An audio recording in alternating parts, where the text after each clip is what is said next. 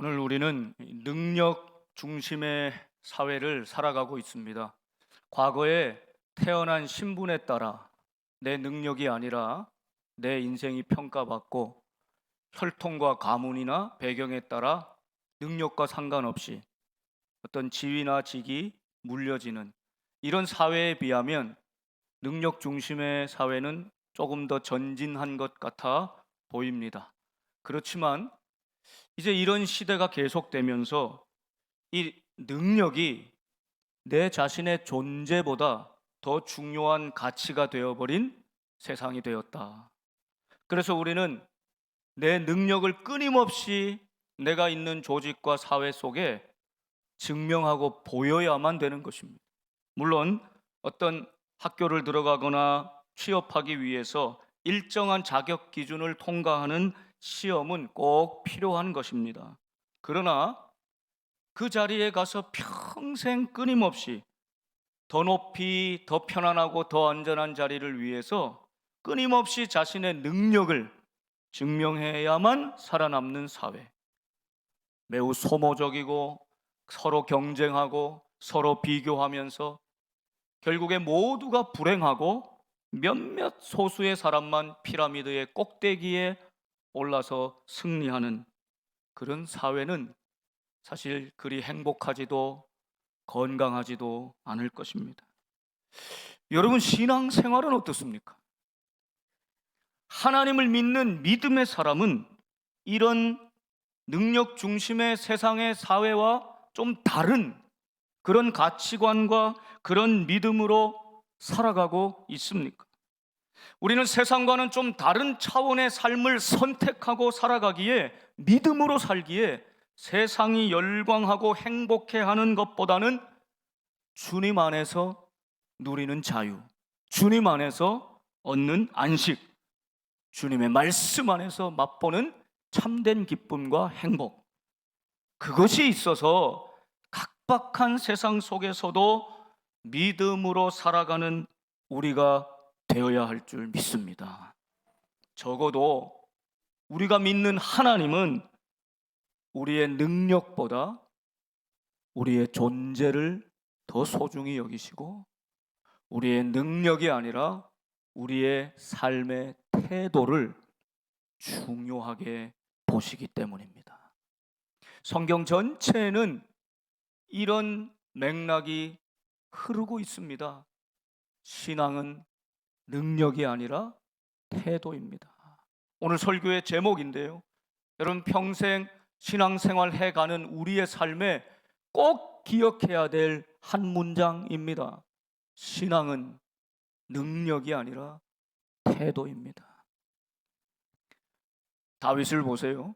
하나님이 첫 번째 뽑은 왕 사울을 버리기로 작정하셨고, 이제 사무엘을 통해서 이새의 집으로 가라 하고, 내가 내 마음에 합한 내가 택한 종을 말씀하리니 그에게 너는 기름을 부어서 왕으로 삼아라 했지요. 그 이새 집에 7 아들, 그러니까 7 아들이 있었다고 아예 성경이 못을 박아 이야기합니다. 7 아들은 쭉 때 빼고 광내고 가장 아름답고 멋진 모습으로 내가 왕으로 선택될까, 내가 가진 외모와 내가 가진 능력을 좀 보이기 위해서 사무엘 앞에 쭉 와서 서 있습니다. 여러분, 첫째, 둘째, 셋째를 보면서 사무엘은 참 마음에도 들고, 이야 멋지다, 그 근사하다, 참 능력이 있다 생각하였지만 하나님은 계속 아니라고 하십니다. 아니라고 하시죠. 7명 아들 다 불러놨는데 여기 없어요. 이거 어떻게 된 일인가? 이게 전부냐? 아니요, 그 막내가 하나 있는데, 요 7에 들지도 못한 아들 같지도 않은 막내가 있는데 그는 지금 밖에서 양들 지키고 있습니다. 형들이 다 능력을 과시해서 그 능력으로 선택받고자 하는 그 자리에 서 있는데 거기에 끼지도 못하고 평상시 삶의 모습 그대로 자신의 자리, 양을 지키는 자리를 묵묵히 지키고 있는 이 태도를 가진 다윗, 그가 딱 들어왔을 때 하나님이 그다 성령의 감동으로 말씀하시잖아요. 사람은 외모를 보거니와 사람은 가진 것 능력을 보지만 하나님 나 여호와는 중심을 보느니라. 이렇게 말씀하시잖아요. 다윗의 중심, 그것은 곧 그의 신실한 하나님을 향한 삶의 태도였습니다. 세상은 능력 있는 사람을 택하지만 하나님은 그 능력이 아니라 하나님을 향한 태도가 갖추어진 인생을 항상 택하십니다. 하나님 구원의 역사에 동참시키시는 겁니다. 모세의 인생 120년을 봤을 때 여러분 가장 능력이 왕성하고 가장 힘을 가지고 있을 때, 젊을 때, 40세 때, 그때 모세는 하나님의 일을 감당하고 싶었습니다. 동족을 구원하고 싶었습니다. 그 열망과 소원이 가득했습니다. 능력도 출중할 때였습니다. 그런데 하나님은 그를 그때에 쓰지 않으십니다. 그는 자기의 의로 행하였다가 크게 낭패를 보고 살인자가 되어 광야로 도망가지 않습니까? 40년 그 이후에 완전히 잊혀진 존재가 됩니다. 80세의 모세 앞에 하나님이 다시 그를 부르실 때 모세는 그야말로 나는 아무것도 할 수가 없습니다. 나는 말 한마디도 제대로 못합니다. 하나님 나는 할 수 없습니다. 나는 아무것도 아닙니다. 철저하게 자신은 아무것도 아닌 존재가 되어 하나님 앞에 그렇게 섰을 때 그 중심을 보시는, 그 태도를 보시는 하나님께서 80세가 되어 아무것도 할 수 없는 이 노종 모세를 그때 붙드시고 사용하시지 않습니까? 그 후 광야 출애굽하여 광야 40년 이스라엘을 인도하는 그 사명을 모세에게 맡기시지 않습니까?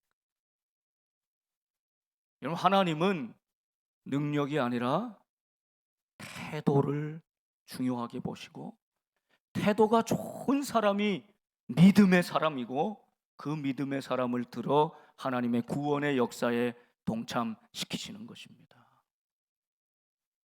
다니엘, 느헤미야, 요셉, 능력도 출중한 사람이었습니다. 얼마나 능력이 많았으면 포로로 잡혀간 나라에서 식민지 백성이 그 나라의 총리 대신이 될 수 있습니까? 거기서 오랫동안 그 자리를 얻기 위해서 엄청난 경력을 쌓고 그 자리를 오르기 위해서 경쟁하는 수많은 사람들이 있었을 텐데 얼마나 뛰어난 능력이 있었으면 총리 대신까지 하고 정권이 바뀌어도 왕이 바뀌어도 그 자리에 앉아 있을 수 있습니까? 왕이 가장 신뢰하는 술 맡은 관원의 자리에 맡겨줄 수 있습니까? 그들은 실력도 능력도 출중하였지만 그러나 하나님이 그들을 쓰신 이유는 하나님을 향한 변함없는 신실한 믿음의 태도 때문이었습니다. 사랑하는 여러분, 저와 여러분이 오늘 하나님 앞에서 믿음의 생활을 해나갈 때 사람들 앞에 보여지는 능력이 아니라 하나님이 중심의 그 마음에 합한 좋은 믿음의 태도를 가진 우리 모두가 될 수 있기를 간절히 소망합니다. 오늘 하나님의 말씀은 마가복음 12장 예루살렘 성전에 들어가 많은 적대자들, 바리새인, 사두개인, 서기관들, 그 뒤에 대제사장들까지 예수님을 공격하고 질문하고 논쟁하는 이 사람들 앞에서 이 예수님이 말씀하시고 그 성전 안의 사역을 마무리하시는 그 마지막 장면인데 크게 세 가지 이야기가 함께 있습니다.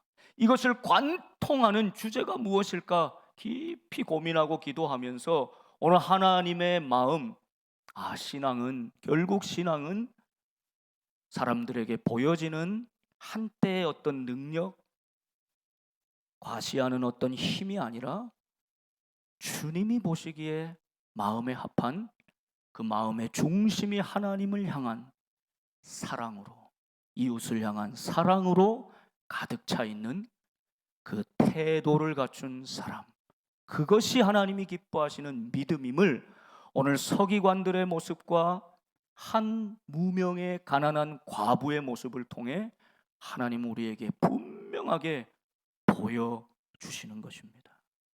그 첫 번째 서기관들에게 주신 말씀이 있습니다. 35절에서 이 37절까지인데, 서기관들이 그리스도 예수님을 가리켜 그리스도를 다윗의 자손이라고 불렀습니다. 예수님이 마태복음 1장에 이 족보에 나오는 대로 예수님은 아브라함과 다윗의 자손으로 오셨죠. 시대적으로 이렇게 순서적으로 보면 아브라함의 후손, 다윗의 후손으로 오셨습니다. 그래서 서기관들도 이 그리스도를 다윗의 자손이라 이렇게 불렀다는 것입니다.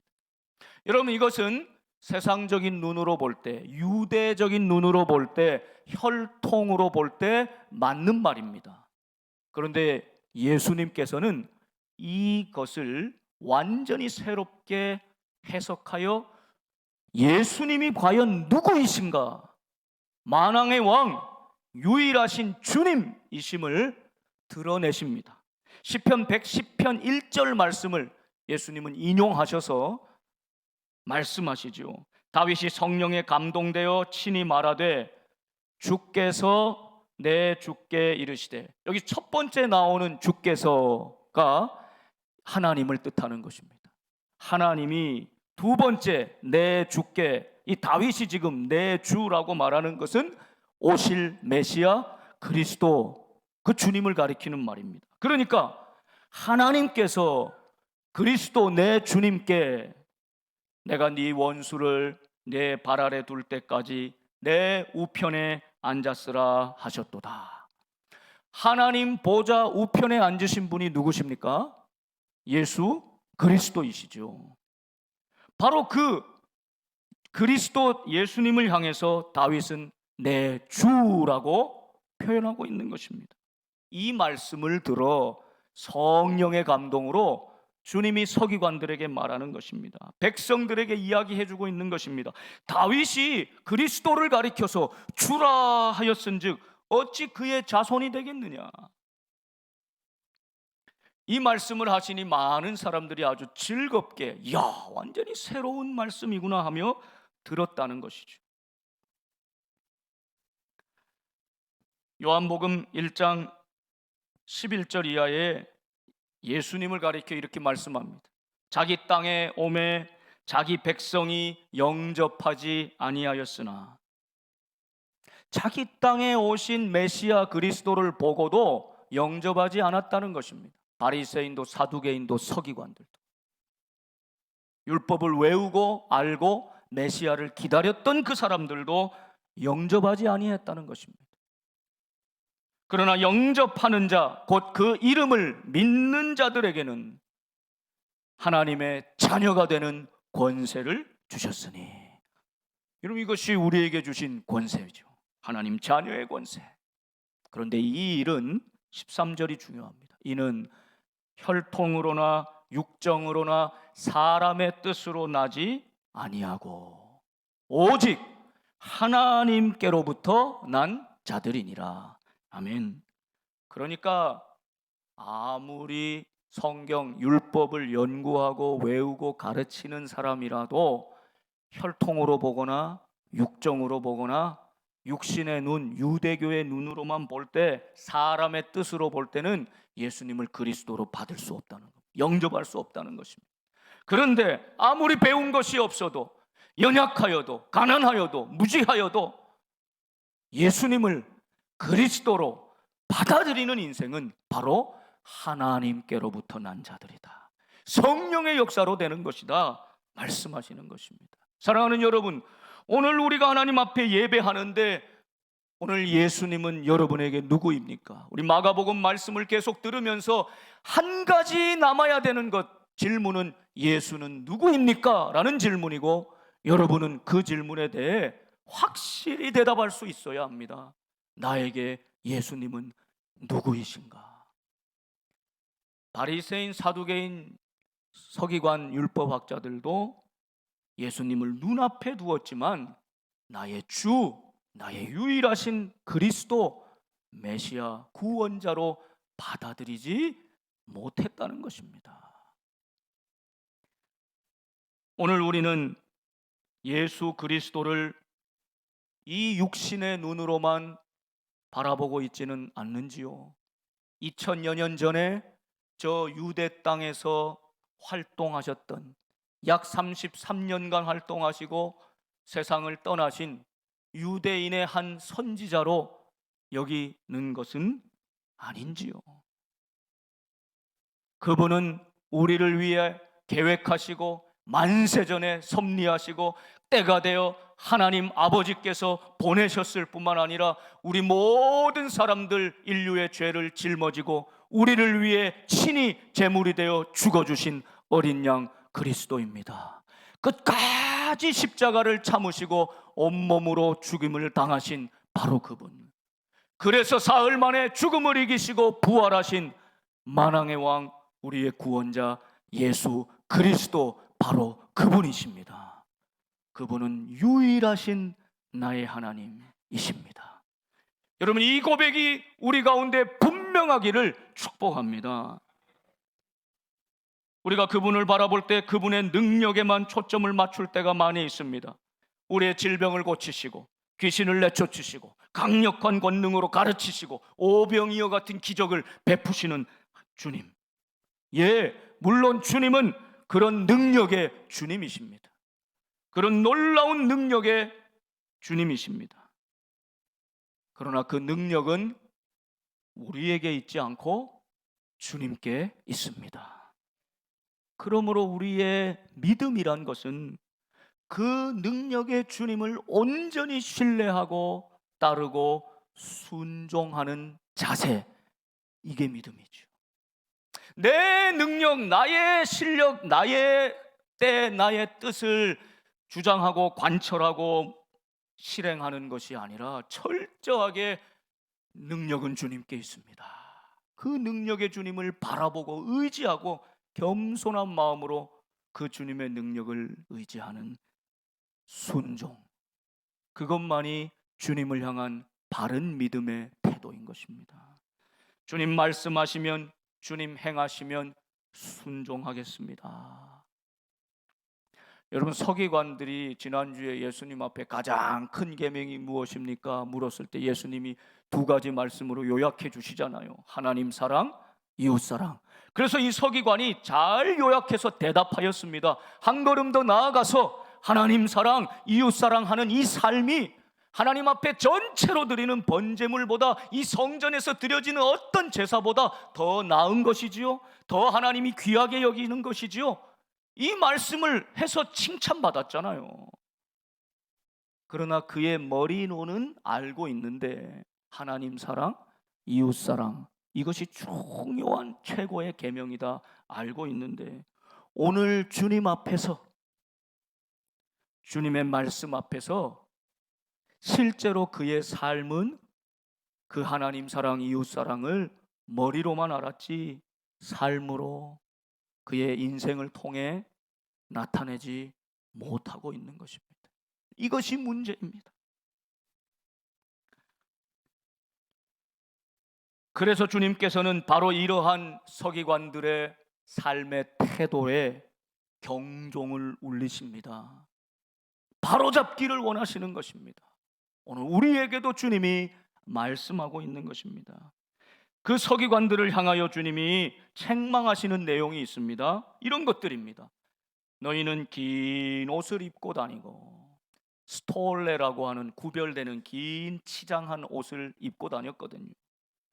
시장에서 문안받는 것과 회당에 가면은 딱 정해진 높은 자리에 앉는 것, 잔치 자리에 가면 윗자리, 상석을 원하는 서기관들을 삼가라, 이렇게 말씀하죠. 그러니까 서기관들이 머리로는 하나님 사랑, 이웃 사랑 해야지요 알고 있었지만 실제 사는 모습은 긴 옷 입고 구별된 모습, 복장을 가지고 다니고 딱 다니면은 시장에서 막 인사하고 존경받고, 회당에 가면 딱 정해진 높은 자리에 차지하고 앉고, 잔치의 윗자리에서 섬김 받기를 원하는, 이 원하는 사람들이 자동적으로 존경해서 사랑해서 그런 것, 인생의 열매로 결과로 그런 것이 아니라 그들 스스로가 그 자리를 탐닉하고 그 자리에 앉아 있고 그 자리에 있는 것을 즐기는, 원하는 이 서기관들을 너희는 삼가라, 이렇게 말씀하고 있습니다. 저들은 하나님 사랑과 이웃 사랑을 뒤집어서 실제로는 행하고 있었습니다. 그래서 주님은 이 두 가지 계명에 비추어 서기관들을 질책하시는 겁니다. 40절, 그들은 과부의 가산을 삼키며 외식으로 길게 기도하는 자니. 두 가지를 말씀하죠. 여러 가지 모습이 있었겠지만 주님이 말씀하시는 건 이 두 가지였습니다. 하나는 과부의 가산을 삼킨다. 하나님 사랑, 이웃 사랑과는 위배되는 것 아닙니까? 이 당시의 서기관들은 율법을 가르치고 연구하는 학자였을 뿐만 아니라 마치 오늘날 좀 변호사 같은 기능도 하였던 것입니다. 그 누군가 세상을 떠날 때 유언장을 써서 이 서기관들에게 맡기면 그대로 집행을 하는 것이죠. 그런데 그 중에 일부의, 그 당시의 과부는 얼마나 힘들고 경제적으로 사회적으로 신분이 낮은 계층인지 몰라요. 이 남편이 남겨준 유산, 그 가산이 없으면 살아갈 도리가 없는 형편의 사람 아닙니까? 그런데 그 과부가 에게 맡겨준 그 유언장대로 처분하지 않고 슬쩍슬쩍 자신이 배를 불리기 위해 이만큼 저만큼 가지고 가는 것입니다. 주님은 알고 계신다, 보고 계신다, 이렇게 말씀하는 것이죠. 외식으로 길게 기도하는 자니, 여러분, 기도는 하나님께 드리는 것이죠. 그래서 때때로 우리의 기도가 설교가 되기도 하고, 때때로 우리의 기도가 내 마음대로 쓰는 수필같이 변질되는 이유는 하나님께 기도한다는 사실을 망각할 때입니다. 하나님께 기도하지 않으면 누구에게 기도하는 것입니까? 사람들에게 듣도록 기도하는 것입니다. 그러니 외식하는 모습이고, 길게 기도하여 저분 참 경건한 사람이다, 참 거룩한 사람이구나, 저렇게 길게 진지하게 기도하는구나. 기도마저도 하나님 앞에 단독자로 서서 가장 진실하고 가장 소중하고 가장 아름답고 가장 은밀하고 가장 귀해야 되는 이 기도마저도 사람들에게 보이는 능력에, 사람들에게 보이는 내 신앙의 능력의 평가의 기준이 되어버리고 만 것입니다. 하나님 사랑 기도에 나타나고, 이웃 사랑 과부를 돌보는 삶에 나타나야 되는데, 입으로는 대답했지만 실제 삶의 자리에서는 외식으로 길게 기도하는 종교인으로 변질돼 버렸고, 과부의 가산까지도 내 것으로 삼켜버리는 이러한 모습으로 변질되었다. 이 서기관들을 주님께서 비추어 주는 것입니다. 그 받는 판결이 더욱 중하리라. 결국에 주님이 보시고 아시고 심판하시는데 그 심판이 중하리라 말씀하시는 것입니다. 오늘 두려운 말씀, 하나님의 말씀을 맡고 말씀으로 가르치고 삶으로 하나님 사랑, 이웃 사랑을 가장 잘 실천해야 될 저를 비롯한 목회자들과 먼저 은혜 받고 직분 받고 세움 받은 우리 많은 직분자들, 신앙의 연수가 오래된 우리들에게 이런 오늘 주의해야 될 서기관의 모습이 없는지 주님이 돌아보게 하시는 것입니다. 이와는 아주 대조적으로 이 12장의 마지막 이야기를 장식하는 한 사람이 등장하는데, 한 이름 없는 가난한 과부입니다.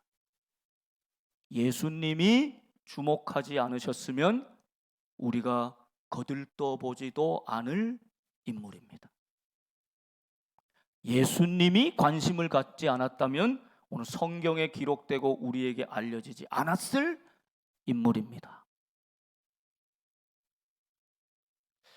예수님이 이 성전 안에서 연복궤가 있고 그 맞은편에 앉아서 무리가 다 들어오면서 헌금함에 어떻게 헌금을 하는지를 주목하여 보고 계십니다. 그런데 여러분 41절 보세요. 무리가 어떻게 헌금함에 돈 넣는가를 보실세. 얼마나 많이가 아닙니다. 능력을 보시는 것이 아니라는 뜻이에요. 주님의 관심은 어떻게입니다. 능력이 아니라 태도죠. 주님을 향한 태도, 주님을 향한 마음, 주님은 여기에 관심을 두고 보신다는 것입니다. 여러분, 그 당시에는 이 연복궤가 이렇게 있으면 사람들이 통용하는 화폐나 또 바꾼 그 화폐를 가지고 다 거의 동전으로, 지폐가 없잖아요.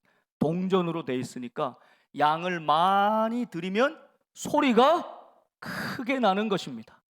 쨍그랑짱짱짱짱짱. 아주 부자는 많이 냈구나 소리로 다 아는 겁니다. 그런데 오늘 가부는 2렙돈, 한 고드란트, 가장 작은 단위예요. 오늘 같으면 우리 1원짜리 어디 잘 씁니까? 거의 통용도 안 하잖아요. 그리고 만들어진 게 아주 얄팍한 구리로 만들어져서 연복궤에 넣어봤자 떨어지는 소리조차 안 나요. 드려도 소리가 없어요. 근데 이게 멋지잖아요.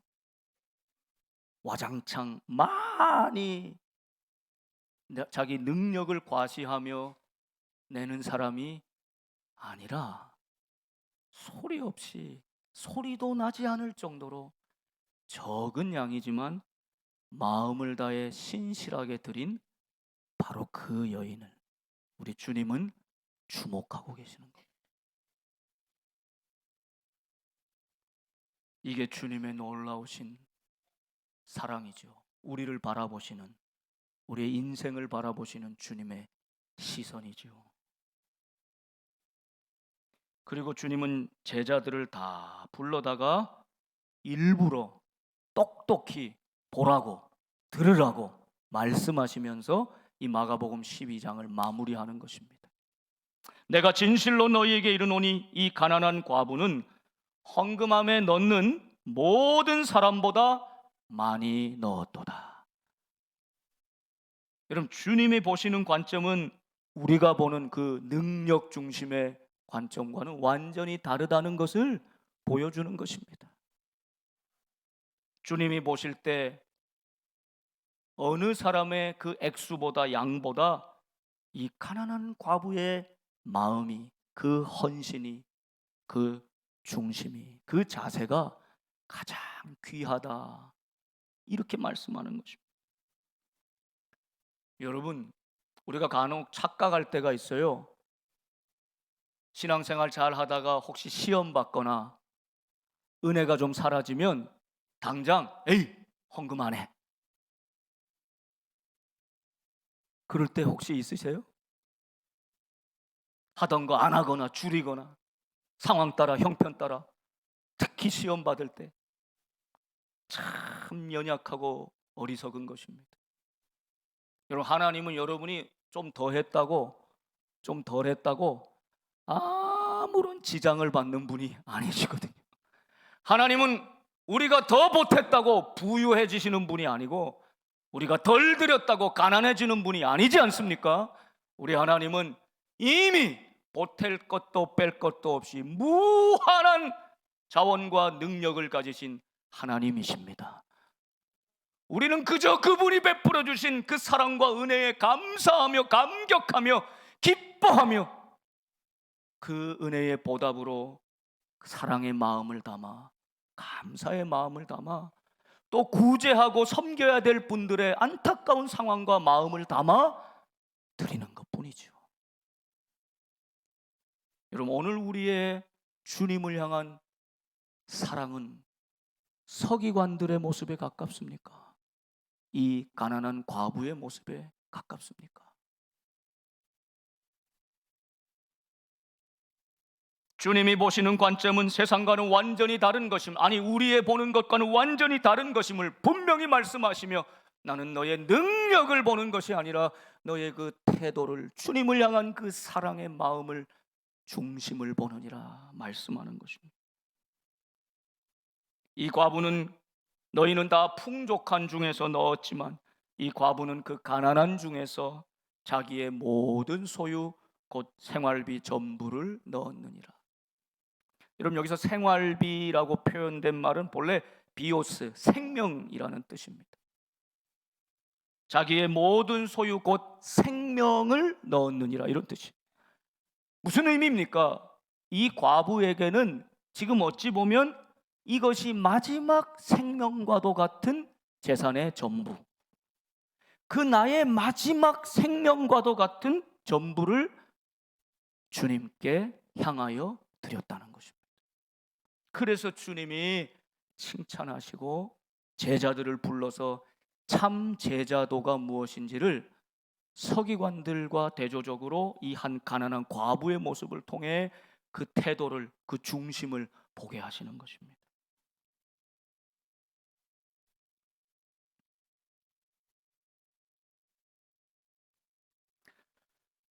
오늘날 예수님 당시에 성전이 무너져 가고 있는 것처럼, 그래서 예수님이 그 성전에 들어가서 강도의 소굴이 돼버린 그것을 바로잡고 깨끗하게 하기를 원하셨지만, 그러나 거기에 터줏대감인 대제사장, 바리새인, 사두개인, 서기관들, 그들은 주님의 말씀에 변화받지 않습니다.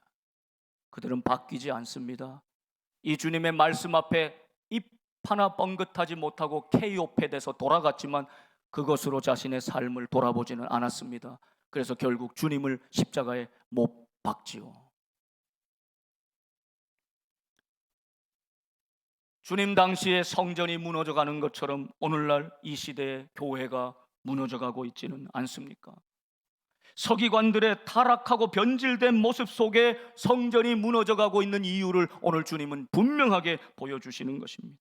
긴 옷을 입고 다니고 시장에서 문안받고 회당의 상석과 잔치의 높은 자리를 원하고 탐심을 가지고 있는 것, 그러면서도 과부의 가산까지도 탐욕스럽게 삼켜버리고 하나님 앞에서도 사람들 들으라고 길게 외식하여 기도하는 종교적 행위로 빠져버린 이 서기관들의 모습 속에 성전이 무너져 내려가고 있음을 보여주시는 것입니다. 서기관들은 하나님 사랑과 이웃 사랑을 실천하는 가장 앞장서는 도구가 되어야 됨에도 불구하고 오히려 성전 예배와 율법을 자신들의 기득권을 유지하는 도구로 오용해버렸습니다. 자신들의 배를 불리는 때에 남용하고 말았습니다. 과부의 가산까지 삼키는 지도자들, 서기관들의 모습과는 달리 자신의 마지막 가산, 이 가난한 과부는 자신의 생명과도 같은 생활비 전부를 그 연복궤에 넣고 자기보다 더 힘든 이웃을 위해 구제함으로 내려놓는 주님을 향한 사랑의 모습 아닙니까? 오늘 우리의 시선을 주님께서 주목하고 계신 이 한 가난한 여인을 향하여 바라볼 수 있기를 원합니다. 이 여인의 중심, 이 여인의 태도, 주님이 주목하시고 있는 바로 그 자리에 우리도 함께 바라볼 수 있어야 합니다. 지도자들은 강도의 구렬로 만들어버린 이 성전의 한 귀퉁이에서 이런 무명의 여인의 아름다운 헌신이 있었음을 기억해야 합니다. 오늘 점점 타락해가고 연약해져가는 이 성전과 예배 한가운데 여전히 정결하고 헌신된 주님이 주목하시는 한 사람이 있음을 기억해야 합니다. 우리가 어두운 시대를 살아갈수록 어둠을 한탄하고 불평과 원망으로 비난만 난무하는 그런 모습이 아니라 한 자루 촛불처럼 자신을 태워 이 어둠을 밝혀내는 한 사람, 이 여인과도 같이 무명의 한 사람 한 사람의 믿음이 더 중요할 때라는 사실을 기억해야만 합니다. 말없이 순종하며 자신의 전부를 드린 헌신한 이 가난한 무명의 과부와 같은 한 사람 한 사람의 믿음이 있을 때 교회는 교회 되어갈 줄 믿습니다. 여기 있는 박 목사가 아니라 제가 아무리 수고하고 애쓴다고 해도 몇몇의 유력한 사람들이 아니라, 그래서 소위 사람들이 그 참 능력이 있네, 능력껏 일도 많이 하고 봉사도 많이 하고 참 대단하네, 그런 사람들이 아니라 오늘 주님이 주목하시는 가난하지만 주님을 향한 사랑의 마음, 이웃을 향한 진실한 사랑의 마음, 그 태도를 가진 무명의 한 사람 한 사람들 있기 때문에 우리 복된 교회가 오늘 여기까지 온 줄 믿습니다. 우리 교회에 이런 분들이 얼마나 많은 줄 몰라요. 티가 나지 않고 드러나지 않아도 조용히 묵묵히 하나님 앞에 하나님 사랑, 이웃 사랑, 참 겸손하고 바른 태도로 주님 앞에 서 있는 귀한 믿음의 사람들, 그 사랑과 헌신 속에 교회가 세워져 가는 것입니다. 자신의 가장 중요한 마지막 전부까지 다 드릴 수 있는 이 행동은 사랑 없이는 불가능한 것이죠. 주님을 향한 사랑의 마음 없이는 도저히 그건 할 수 없는 일입니다. 불가능한 일입니다. 어떻게, 이건 내 생활비 전부고 이거 없으면 죽는 것인데 어떻게 이것까지 드릴 수 있는가? 이것은 주님을 향한 사랑 아니고는 설명할 수 없는 것 아닙니까? 오늘 말씀에는 과부의 가산을 삼키는 서기관들과 그 마지막 가산까지 주님을 향하여 드리는 여인, 너무나 분명하게 나타납니다. 저와 여러분은 서기관이 아니라 정말 주님이 집중하시고 주목하셨던 이 주님을 사랑했던 한 여인과 같은 믿음, 그 헌신으로 무엇과도 비교할 수 없는 주님을 향한 그 사랑으로 끝까지 믿음으로 살아가는 우리의 삶이 되기를 간절히 소망합니다. 마가복음 12장을 말씀을 마치면서 우리는 바리새인, 사두개인, 서기관들의 모습이 나하고는 전혀 상관없는 예수님 당시에 타락하고 패역한 종교 지도자들이라고 여겨서는 안 될 것입니다. 오히려 내 속에 정확히 도사리고 있는 잘못된 믿음의 행태요, 믿음이라는 가면 속에 가리워져 있는 나의 실체임을 발견해야만 합니다. 나는 옳고 너는 틀리다는 자기 의에 빠져 다른 사람을 쉽게 정죄하는 바리새인과도 같은 모습이 내 안에 있는 것이죠. 하나님을 믿는다 하지만 내세도 부활도 확실히 믿지 못함으로 여기 이 땅에서 영원히 살 것처럼 모든 것을 누리며 살기를 바라는 사두개인의 모습, 내 안에 있는 것입니다. 겉으로는 경건하고 거룩한 모습으로 살지만 실상은 하나님을 사랑하지도 않고 내 이익과 내 자녀와 나의 가산에 배를 불리는 모습으로 가난한 자들 무시하고 그들의 가산을 삼키며 높은 자리에 앉아 그저 존경받기를 원하는 서기관들의 모습이 오늘 내 안에 있는 것입니다.